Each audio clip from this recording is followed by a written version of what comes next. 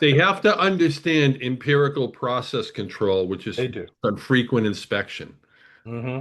So the inspection frequency has to go way up. In an automated way, we can speed up inspection frequency very easily. And then we're going to change operating models, Dan, which were about decision rights and this kind of stuff.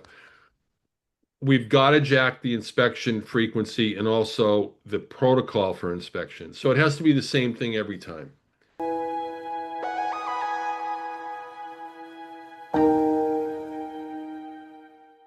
When we talk about operating models, operating model of what? Okay, and I'm gonna answer my own question.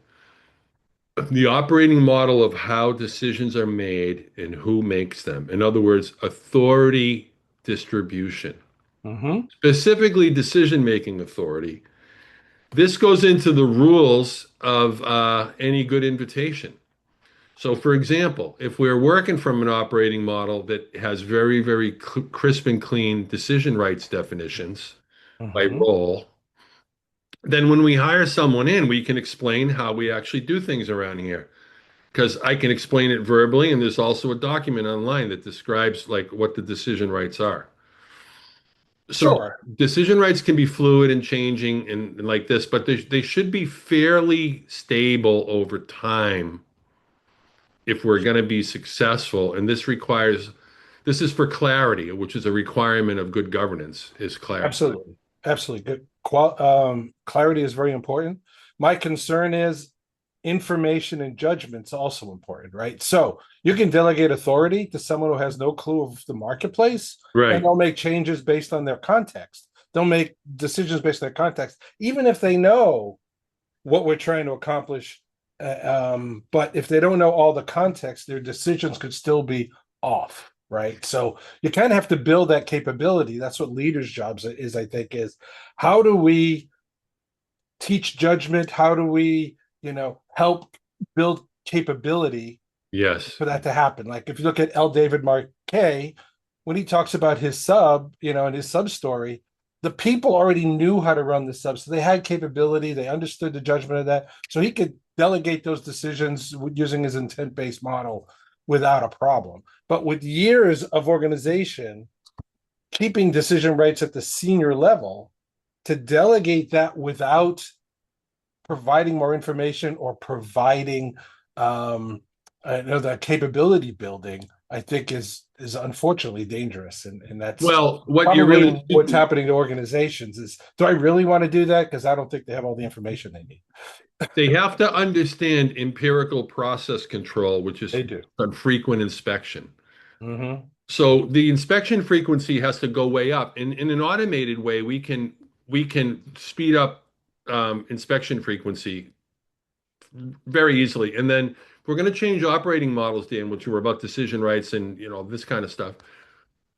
We've got to jack the inspection frequency and also the protocol for inspection. So it has to be the same thing every time. Right. Go and we check the same things. Like when I wake up in the morning, I go outside and I water some of my plants, right? Every single day. And I have a protocol. I do this one, then I do that one, then I do this one, then I do that one. If it's raining out, maybe I don't do it at all, but I still go and check them out, right? I'm doing frequent inspection based on empirical process control. That's what we have to teach these executives. And then the other thing I want to tell you, and I know, Dan, that you're already good at this, but many people who are listening might not be.